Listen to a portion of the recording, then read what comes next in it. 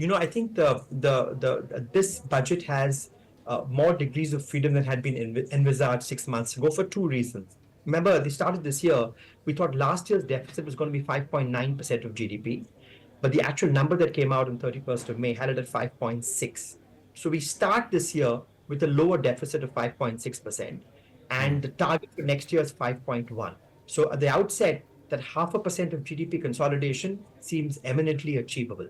Secondly, the RBI has delivered a dividend that's twice as large as what had been budgeted, right? So what was budgeted was 0.3% of GDP, and what was delivered was 0.6. So now, fiscal policymakers have got degrees of freedom on two fronts. I've got less to traverse in terms of consolidation, and there is an additional 0.3% of GDP. It's very unlikely in my mind that the capital expenditure thrust will be reversed. I think that process is bearing dividends. We need to continue with that going forward. So I think that will not be touched. But what that 0.3% of GDP dividend from the RBI allows the government to do is do more for revenue spending, right? So do more for current expenditures.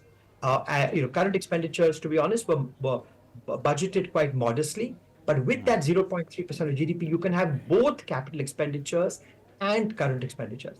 Now, there'll be temptation from bond markets to say, use that 0.3% to go even further, to take the fiscal deficit from 5.1 to 4.8. I'm not in that camp.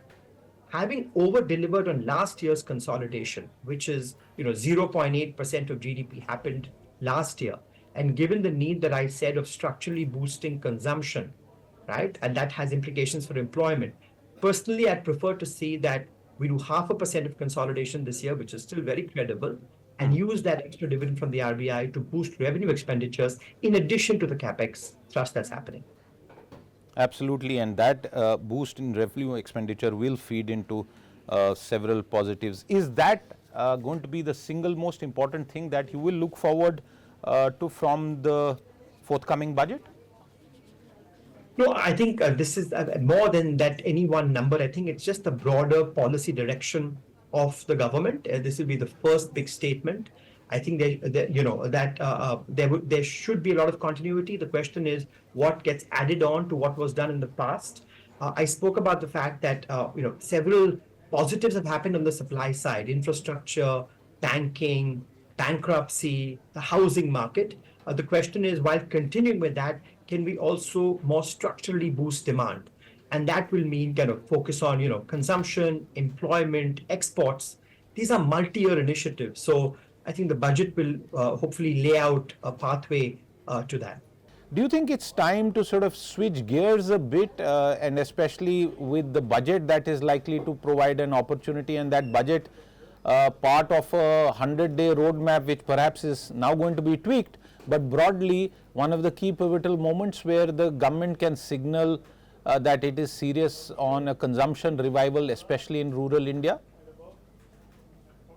I don't think we need a complete overhaul of things here.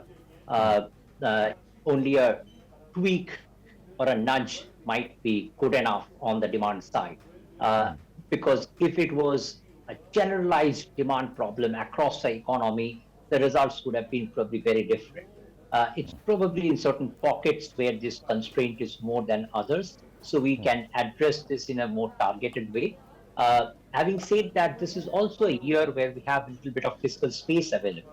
The RBI dividend has been much better, so our sense is about 0.4% of GDP. Fiscal space is definitely there, even if the government wants to meet that 5.1% of GDP fiscal deficit target. So the government can, in a judicious way, utilize that space and provide some succor on the demand side without completely overhauling from the supply side entirely into demand. Can we expect the government to shoot for a sub 5% fiscal deficit number? I think that's the only area where the election results might have had a change of view from the market.